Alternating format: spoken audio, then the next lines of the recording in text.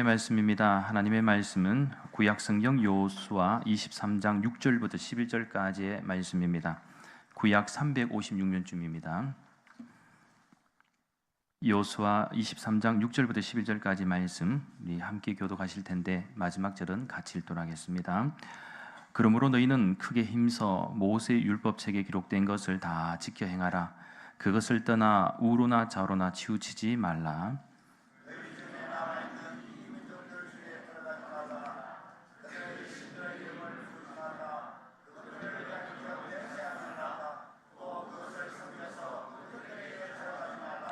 오직 너희의 하나님 여호와께 가까이 하기를 오늘까지 행한 것 같이 하라. 이는 여호와께서 강대한 나라들을 너희 앞에서 쫓아내셨으므로 오늘까지 너희에게 맞선 자가 하나도 없었느니라. 너희 중 한 사람이 1000명을 쫓으리니 이는 너희의 하나님 여호와 그가 너희에게 말씀하신 것 같이 너희를 위하여 싸우심이라. 그러므로 스스로 조심하여 너희의 하나님 여호와를 사랑하라. 아멘. 할렐루야. 2024년 시간도 이제 진짜 한 얼마 남지 않았습니다. 한 40분 정도 남은 것 같습니다. 그리고 보니까 오늘 좀 자주 보는 것 같습니다. 그죠? 아침부터 그 어느 때보다도 이렇게 자주 뵙는 것 같은데 뭐 자주 보니까 너무 좋은 것 같습니다. 사실 그 개인적으로 이 한 해가 바뀐다는 것은 이 나이를 한 살씩 더 먹는다는 부담감이 될 수도 있겠지만 이 반대로 생각하면 그래도 하나님께서 새로운 이 한 해의 시간을 허락해 주셔서 또 새롭게 시작할 수 있고 소망과 또 기대감으로 출발할 수 있다는 것도 얼마나 또 감사와 은혜의 시간이 되는지 모릅니다. 사실 돌아보면 늘 과거의 시간은 이 아쉬움과 부족함이 많이 느껴지는 것도 사실인 것 같습니다. 좀 더 잘할 수 있었는데, 그죠?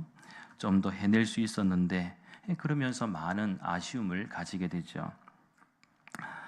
그러나 내년 한 해는 올해와 다른 또 새로운 결단과 또 믿음의 길을 잘 걸어갈 수 있었으면 좋겠습니다. 그리고 에베네셀의 하나님, 또 임마누엘의 하나님, 여호와 이레의 하나님, 그리고 여호와 라파의 하나님께서 내년에도 여러분과 함께 하셔서 큰 은혜와 복이 가득한 복된 시간이 될 수 있기를 예수님의 이름으로 간절히 축원합니다. 참고로 이 송구영신 예배는 이 부활절이라든지 이 추수감사주일 그리고 성탄절과 같은 교회력의 절기는 아니지만 이 한국 교회에서는 이 초창기부터 지켜 내려오는 이 전통적인 예배로 볼 수가 있습니다. 그리고 이러한 예배는 1887년 12월 31일 당시에 이제 서울에서 이렇게 처음 시작이 되었는데 우리가 잘 아는 우리 교단에 세문안 교회가 있습니다. 우리 장로교회에서는 최초로 세워진 이 세문안 교회와 또 이 감리교 쪽에서 최초로 세워진 교회라고 할 수 있는 정동 감리교회가 연합으로 드린 것이 이 최초입니다. 본래 송구영신 예배는 이 감리교회 예배로서 이 존 웨슬리에 의해서 소개되었고 이 송구영신 예배는 다른 표현으로는 커버넌트 월십이라 그래서 이 언약 예배 또는 언약 갱신 예배 그래서 커버넌트 리뉴얼 월십이라고 이렇게 불려지기도 했습니다. 그러다가 후에는 야성회 우리나라로 말로 표현하면 영어로는 Watch Night Worship이라고 하는데 야성회 밤에 이제 이렇게 예배를 드린다 그런 의미로 불려지기도 하였다가 나중에는 지나간 1년을 이제 되돌아보면서 하나님께 용서를 구하고 새로운 해를 위하여 하나님 앞에서 언약을 세우는 이 순서가 포함되면서 그렇게 믿음으로 결단하는 그런 예배가 되었습니다. 따라서 이 장로교회 전통에 없었던 이 예배가 1887년 처음 이 장로교회 언더우드 선교사님과 감리교회 아펜젤러 선교사님에 의해서 드려짐으로써 한국 장로교회에서도 이제 이 예배가 전파되어 이제 지금까지 자연스러운 예배로 자리 잡고 있습니다. 따라서 송구영신 예배는 하나님 앞에서 우리의 믿음과 삶을 돌아보고 또 하나님께 회개와 용서 그리고 새롭게 시작하는 믿음의 결단을 통해서 갱신하는 시간임을 꼭 기억하시기 바랍니다. 그런 의미에서 오늘 이 시간에는 여호수아의 마지막 유언이라는 제목으로 잠시 하나님의 말씀을 나누도록 하겠습니다. 요수아 23장과 24장의 말씀은 요수아가 110세가 되었을 때에 그의 인생을 정리하면서 이스라엘 백성들에게 했던 유언과 같은 마지막 설교의 내용을 담고 있습니다. 한마디로 고별 설교이죠. 이 모세의 뒤를 이은 요수아는 엄청난 압박과 두려움 속에서도 이 자신의 위치와 자리를 잘 지켜갔던 훌륭한 믿음의 세대였습니다. 그래서 요수아는 모세처럼 이제 나이가 많아 죽기 전에 이스라엘 백성들을 위하여 중요한 메시지를 전하였습니다. 이제 그것이 오늘 본문의 말씀 가운데 찾아볼 수가 있는데요. 오늘 이 시간에는 크게 세 가지 관점에서 간략히 말씀을 좀 나누도록 하겠습니다. 첫째는 하나님의 말씀을 지켜 행해야 된다는 것입니다. 요수아가 강조한 바는 첫째가 뭐냐? 하나님의 말씀을 지켜 행하라. 오늘 본문 6절 말씀에 주목합니다. 그러므로 너희는 크게 힘써 모세의 율법책에 기록된 것을 다 지켜 행하라. 그것을 떠나 우로나 좌로나 치우치지 말라. 이스라엘 백성의 정체성은 하나님과 분리될 수 없었습니다. 즉 그들의 과거, 현재, 미래가 철저하게 누구와 관계가 있는가? 하나님과의 관계를 어떻게 맺는가에 대해서 밀접하게 연결되어 있었습니다. 그리고 이스라엘 백성들의 평안과 안식은 철저하게 자신의 힘으로 되어지는 것이 아니라 이 바로 하나님의 능력에 있었습니다. 그래서 여호수아는 율법책에 기록된 것을 다 지켜 행하라고 당부하였죠. 그런데 오늘 본문의 6절 말씀을 보면 이 과거의 시간으로 거슬러 올라가면 위대한 영적 지도자였던 이 모세가 죽은 후에 그가 하나님께로부터 받은 말씀을 지금 다시 상기시키는 것으로 우리가 이해할 수가 있습니다. 그것이 이제 여호수아 1장 7절 말씀인데, 오직 강하고 극히 담대하여 나의 종 모세가 내게 명령한 그 율법을 다 지켜 행하고 우로나 좌로나 치우치지 말라. 그리하면 어디로 가든지 형통하리니. 여호수아는 자신이 이스라엘의 새로운 영적 지도자로 세움을 받았을 때 하나님께로부터 처음 받은 말씀을 그의 노년에도 기억하고 있었습니다. 그리고 오랜 시간이 지나도 그는 하나님의 말씀을 마음속에 품고 있다가 이스라엘 백성들에게 그대로 전하고 있는 것입니다. 이것이 어떻게 보면 훌륭한 신앙의 유산을 잘 이어가는 것과도 같습니다.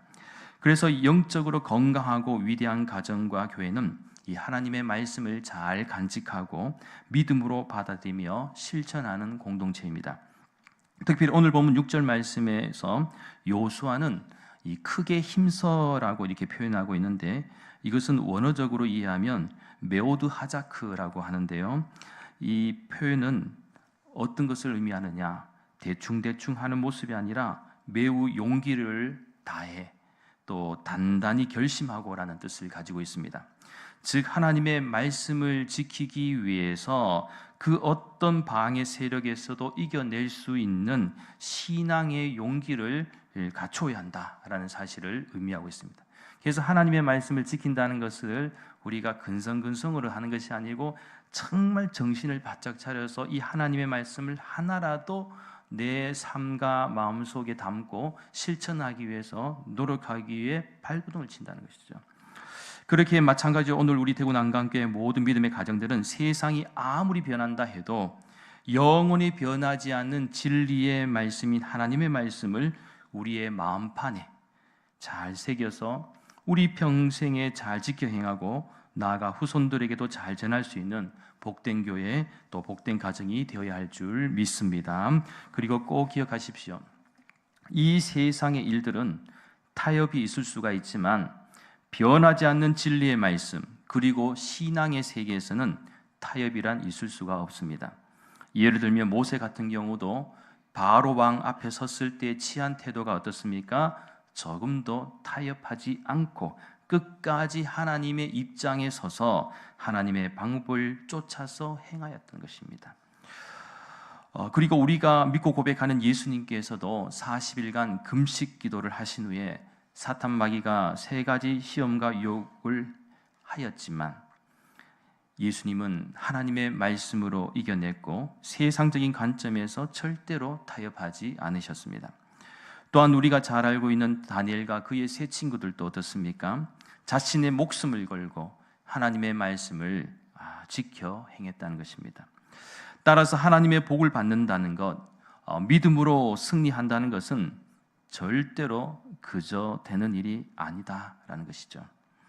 바라오기는 새로운 한 해는 우리 모두가 하나님의 말씀에 철저하게 순종하는 믿음의 결단을 통해 믿음의 선한 싸움으로 세상 속에서 늘 승리하는 복된 인생이 될 수 있기를 간절히 소망합니다. 둘째는 요소가 무엇을 강조하고 있는가 하면 헛된 우상을 섬기지 말고 오직 하나님을 가까이 해야 한다라는 것입니다. 역시 오늘 보면 7절과 8절 말씀에 주목합니다. 너희 중에 남아있는 이 민족들 중에 들어가지 말라. 그들의 신들의 이름을 부르지 말라. 그것들을 가리켜 맹세하지 말라. 또 그것을 섬겨서 그것들에게 절하지 말라. 오직 너희 하나님 여호와께 가까이 하기를 오늘까지 행한 것 같이 하라. 오늘 본문 7절 전반절 말씀에서 여호수아는 이스라엘 백성들에게 너희 중에 남아있는 이 민족들 중에 들어가지 말라라고 이렇게 명령을 합니다. 여기서 남아있는 이 민족들이란 이스라엘이 다 진멸하지 않고 남겨둔 이 가나안 족속들을 가리킵니다. 그렇다면 왜 하나님께서는 이처럼 가나안 사람들이 살고 있는 곳에 가지 말라고 말씀하신 것일까요? 그것은 그들이 하나님이 미워하시는 죄악된 삶을 살고 있었기 때문입니다. 그래서 사실은 하나님께서 이 가나안 족속들을 이제 광야에서 가나안 족속으로 들어가면 좀 이 가나안 족속들을 좀 잔인하지만 다 진멸하라 하는 이유가 바로 여기에 있다는 것이죠. 이 족속들을 멸하지 않으면 틀림없이 이들이 섬기고 있는 우상이라든지 그들이 가지고 있는 간습이나 또 죄악된 삶, 타락된 삶 이런 것들로 인해서 이스라엘 백성들에게도 전염이 되고 오염이 될 수 있었기 때문에 그렇습니다. 문제는 가나안 족속들을 다 진멸하지 못함으로 인해서 그들이 가진 우상과 또 세속화의 물결이 이스라엘 백성들에게도 미쳤다라는 것. 즉 사람은 어느 누구나 환경의 영향을 받기 쉽습니다. 이는 마치 요즘은 연탄 공장이 거의 없습니다만 옛날에는 연탄 공장이 좀 많이 있었습니다. 그런데 만일 연탄 공장에서 일하는 사람이 자신은 아무리 조심하여 깨끗하게 한다고 말할지라도 이 연탄 가루를 피할 수가 없습니다. 그러니까 나는 절대로 죄악에 물들지 않고 자신을 지킬 수 있다고 호언장담을 한다 해도 이미 불순종과 죄악과 타락 가운데 놓여 있는 환경 속에서 살면 자기 자신도 모르게 동화될 수밖에 없다라는 사실입니다. 따라서 죄는 어떠한 모습에서든지 아예 처음부터 멀리하라, 가까이 하지 말라는 것입니다. 그런 의미에서 오늘 우리 사회를 보면 왜 우리가 죄를 멀리해야 되는지를 깊이 깨닫게 됩니다. 지금 우리 사회는 어둠의 영, 사탄의 영이 사람들의 심령을 지배하고 있고 하나같이 죄악과 손을 잡은 사람들의 결과가 어떻습니까? 이 불행과 죽음 그 자체였다는 것이죠. 그래서 여호수아는 제약된 곳은 절대로 들어가지도 말라라고 명령하였고 특별히 그들이 섬기는 우상을 경계해야 함을 강조하였습니다. 이러한 부분에 대해서는 16세기 종교개혁자였던 존 켈빈의 이야기에서 우리는 귀담아 들을 필요가 있습니다. 존 켈빈은 무엇이라고 말했는가 하면 우리의 마음은 우상을 만들어내는 공장과 같아서 계속해서 우리의 관심과 사랑의 대상이 되는 새로운 것을 만들어낸다라고 말했습니다. 어떻게 보면 우리가 만들어가는 가짜신, 우상은 어떤 특정한 사람이나 상황, 소유, 또 사고방식, 감정 등 하나님보다 다른 어떤 것을 더 중요하게 생각하는 순간 그것이 우상이 될 수밖에 없다라는 사실을 우리들에게 가르쳐주고 있습니다. 그렇게 여호수아는 어떻게든지 오직 여호와 하나님만을 가까이 해야 함을 명령하였습니다. 그런 의미에서 성도는 하나님을 가까이 해야 살게 됩니다. 물고기가 물을 떠나서 살 수 없듯이 우리 믿는 성도는 하나님을 가까이 해야지 산다, 하나님을 떠나면 죽는다라는 사실을 기억하십시오. 하나님을 멀리 떠나는 사람은 어떻습니까? 하나님께로 돌아서는 사람, 세상을 가까이 하는 사람, 세상과 짝하는 사람이 되고 맙니다. 그리고 그들에게는 곧 세상이 올무가 되고 덫이 되고 채찍이 되고 가시가 되게 됩니다. 그러나 하나님을 가까이 하면 우리에게 복이 된다는 사실을 꼭 믿으시기 바랍니다. 참고로 오늘 본문 8절 말씀에서 하나님을 가까이 한다는 것은 어떤 의미인가 하면 여러분이 하나님을 가까이 한다는 것은 조금 이렇게 무엇을 말하는 것이지라고 이렇게 생각할 수 있겠지만, 실제적으로는 우리가 이 하나님의 말씀을 가까이 한다는 것으로 이해할 수도 있겠지만, 좀 원어적으로 보면 어떻게 표현하고 있는가 하면, 이 원어적으로는 이 착 달라붙는 거 있지 않습니까? 착 달라붙는 거, 그렇죠? 그것을 확고하게 또 머무는 것, 이렇게 표현하고 있는데, 이러한 표현대로라면 마치 부부의 관계처럼 가까이 하는 모습으로 이해할 수가 있는데, 그도 그럴 것이 신약 성경에서는 예수님을 신랑으로 또 우리를 신부로 표현하고 있지 않습니까? 그만큼 친밀한 관계를 가져야 한다는 것입니다. 그래서 하나님을 가까이 한다는 것이 무엇일까라고 이렇게 저도 이렇게 생각을 묵상하면서 생각해 보니까 좀 쉽게 떠오르는 그 예가 있더라고요. 이 한 번은 아내와 딸과 같이 필요한 물건을 사러 갔다가 이 아내가 저한테 이렇게 말한 적이 있습니다. 아빠와 딸이 한 곳에서 물건을 고르는 뒷모습을 보니까 마치 부부와 같다는 게, 부부와. 저는 모르죠. 그냥 이렇게 딸아이가 옆에 서서 같이 이렇게 물건을 보고 있었는데, 이 아내가 나중에 그 얘기를 하는 거예요. 이 보니까 이제 제가 지금 앞모습은 옛날보다 많이 늙었지만 뒷모습은 20대 같더라고요. 이 사진을 보면 뒷모습은 20대. 돌아서면 많이 늙었습니다. 옛날에는 피부가 탱탱했는데 지금도 탱탱하다고요? 감사합니다. 하여튼 살도 많이 쪘고, 하여튼 20대 같지는 않지만 하여튼 뒷모습은 20대 같다. 그러면서 생각해 보니까 가끔씩 딸아이가 압박하고 그러면서 팔짱을 낄 때가 있거든요. 팔짱을 낄 때가 있으면 제가 와이카노 그러면서 이 팔을 뺄 때가 있지만, 사실은 표현은 와이카노 그래서 빼지만은 마음속으로는 굉장히 기쁘지요. 마음이 굉장히 사실은 좋아요. 사실 친밀감 있게 행동하는 그 딸아이의 행동이 나를 기쁘게 한다는 것이죠. 어떻게 보면 하나님의 마음도 이와 같다는 것입니다. 하나님은 우리들이 그 누구와도 하나님 앞에서 우리가 하나님 아빠 아버지라고 부르면서 참 밀착해 해서 하나님을 더 가까이 하는 것, 이것을 우리가 좀 생각해 볼 수 있지 않을까 생각합니다. 바라옵기는 내년 한 해는 어떤 환경과 상황 속에서도 헛된 우상과 세속화의 거대한 영향 속에서 더 이상 이 세상 속에서 방황하는 인생이 아니라 하나님을 가까이 함으로써, 여러분 어디 딴 데 가지 마시고 하나님과 팔짱을 꽉 껴서 저는 하나님이 좋아요, 아빠 아버지 그러면서 팔짱을 끼고 하나님과 동행하는 그런 복된 인생이 될 수 있기를 간절히 소망합니다. 마지막 셋째는 하나님을 사랑해야 합니다. 11절 말씀입니다. 그러므로 스스로 조심하여 너희의 하나님 여호와를 사랑하라. 여호수아는 이스라엘 백성들에게 스스로 조심하라 라고 명령을 합니다. 여기서 스스로 조심한다는 것은 우리의 마음을 의미하죠.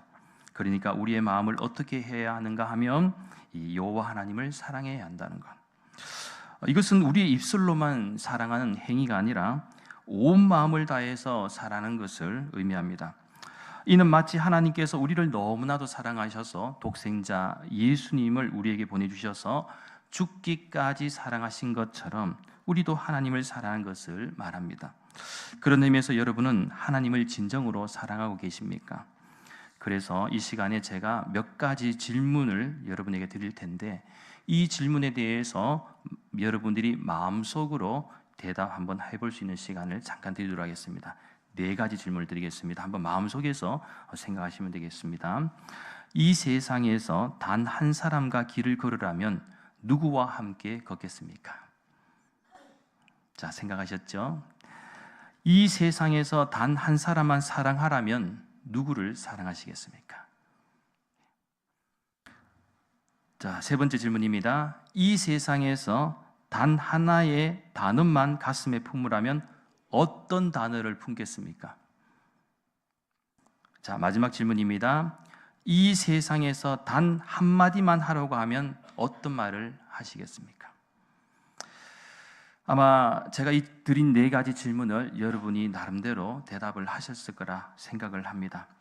사람은 자신이 평상시 생각하고 마음속에 품고 있는 바대로 표현하게 됩니다.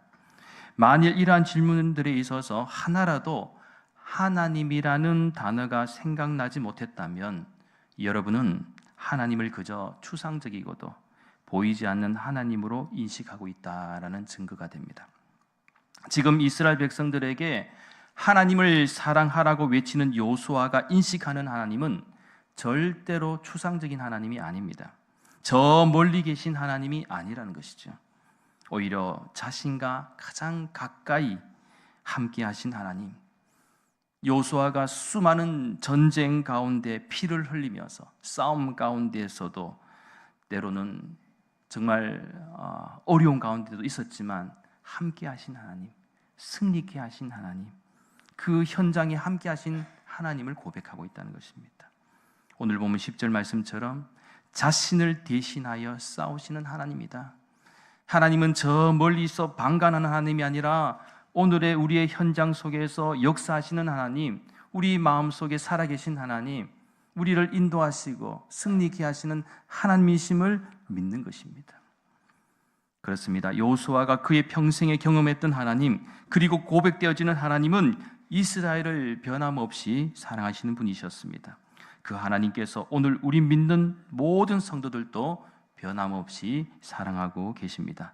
단지 내가 하나님의 사랑을 깊이 깨닫지 못하고 받아들이지 못했을 뿐이지 하나님의 사랑은 구름 위의 태양빛처럼 언제나 변함없이 비추고 계십니다.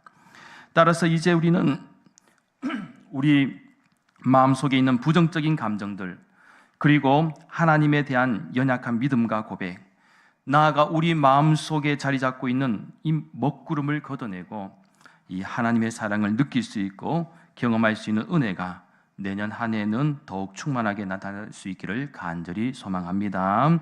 바라옵기는 송구영신 예배를 드리는 2023년, 이제 시간이 얼마 남지 않았습니다. 이제 2024년 시간 가운데 앞으로도 오늘 주신 말씀처럼 여호수아가 죽기 전에 그렇게 간절하게도 이스라엘 백성들을 향해서 외쳤던 말씀, 하나님의 말씀을 지켜 행하고 헛된 우상을 섬기지 말고 오직 하나님을 가까이 하며 나아가 하나님을 진정으로 마음속 깊이 사랑함으로써 하나님이 주시는 복과 은혜를 우리 교우들은 내년 한 해도 충만히 누릴 수 있는 그런 은혜와 축복이 저와 여러분에게 있기를 예수님의 이름으로 간절히 축원합니다. 기도드리겠습니다.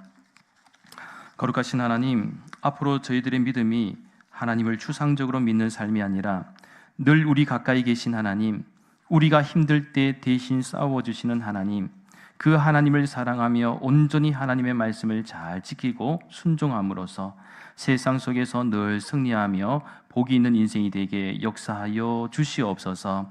무엇보다 우리의 가정과 우리 교회가 하나님을 잘 믿고 섬기는데 부족함 없는 훌륭한 신앙의 유산을 잘 이어가는 은혜가 있게 하여 주시옵소서.